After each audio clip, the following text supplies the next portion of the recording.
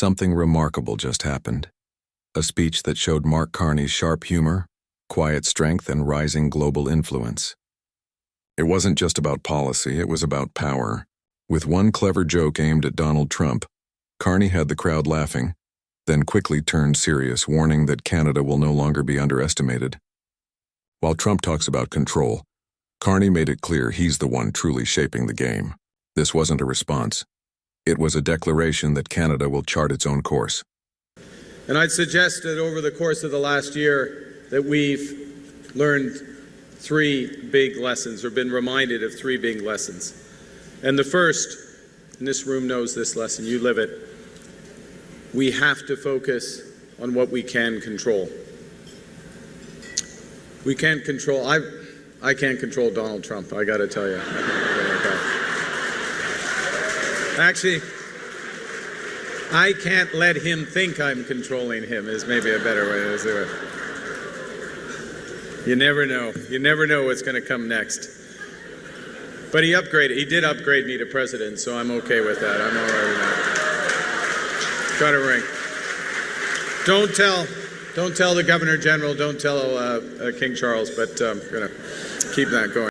The crowd laughed, but Carney's joke about Trump, "I can't let him know how I control him," carried a deeper meaning. It wasn't mockery, it was confidence wrapped in humor. While many world leaders have stumbled or stayed silent before Trump, Carney turned tension into a punchline. That's real strength, calm, clever, and composed. His timing, charm, and poise showed what true soft power looks like. But look, we can't control what happens outside of our borders. We can influence it, but we can't control it. But what we can control is what happens here at home. And that is about building strength here at home. Building one Canadian economy, millions of new homes, nation-building projects, new energy and trade corridors, transforming our country with the scale of ambition that is at every table in this room. That is what we are doing, because we can give ourselves, and we are beginning to give ourselves more than the Americans can ever take away. Then came the line that made headlines. Carney shifted from humor to honesty. We can give ourselves more than the Americans can take away. That single sentence captured the spirit of the room, confident and defiant.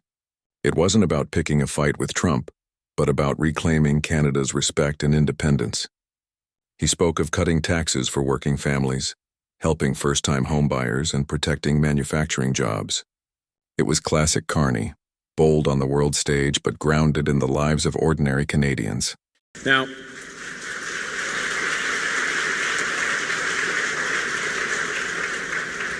and the second lesson that we've learned, been reminded of, again, this room knows it well, you live it, is we have to take care of each other. And that's why we've started as a government with a laser focus on affordability, cutting taxes on income, cutting taxes on capital gains, cutting taxes on first-time home buyers, supporting the programs that support the most vulnerable in society, supporting our workers, such as those here in Brampton at Stellantis, when they're hit by the trade wars. And we will support those workers all the way.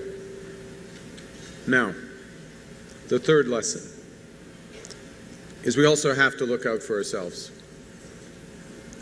That's why we're focused on protecting our communities, our borders, our country, and our way of life. And in Canada, everyone should be able to get up, go to work in their car, go to temple, come home, sleep soundly at night.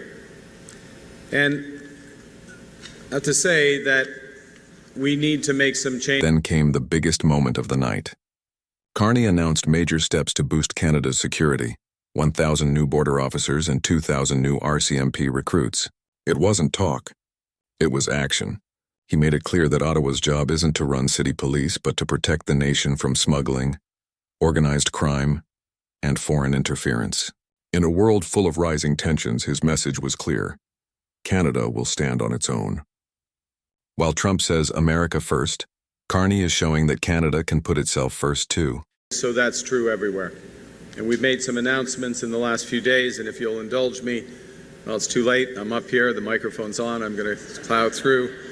But I want to just reference a few of them because they're important.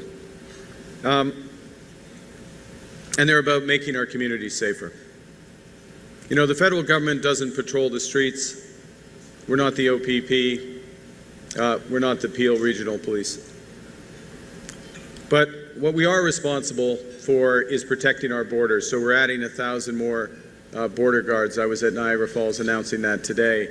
We're patrolling our border. We're keeping out legal contraband, guns, drugs. We are responsible for work against terrorism, against organized crime, against transnational, in other words, foreign governments interfering. We're hiring 1,000 more RCMP officers. We're banning terrorist organizations. We're listing terrorist organizations such as the Bishnoi Gang. We're taking active pressure to stop the scourge of extortion and home invasions. And the third thing that we are doing is we are toughening our laws and our bail requirements in this country. To keep, we will announce, we will table in Parliament next week tougher bail and sentencing laws for home invasions, for extortion, for violent auto theft, human trafficking, smuggling. Just as everyone thought he was done, Carney wrapped up with his trademark humor. Looking at Doug Ford, he joked that Ford was the cleanup hitter, sparking laughter across the room. It was a light moment that showed Carney's ability to mix confidence with warmth, turning politics into connection and rivalry into unity. And we're working closely with the province of Ontario, the other provinces, to make sure this works, to make sure the prosecutors know about it, the judges know about it, the police enforce it. I spent yesterday with the cleanup hitter. I'm the opening hitter. The cleanup hitter is Doug Ford, right? That's the thing. That's the way it works. He's going to come in. He's a slugger. He's going to swing for the fences, I can assure you.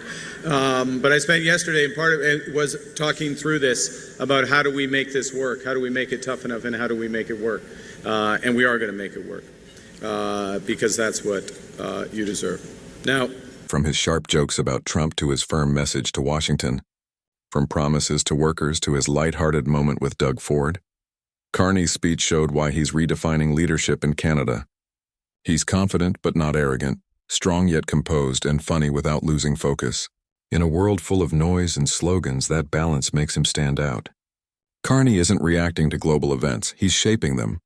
And if this speech is any sign, Canada's next chapter belongs to a leader who can laugh at power and use it with purpose.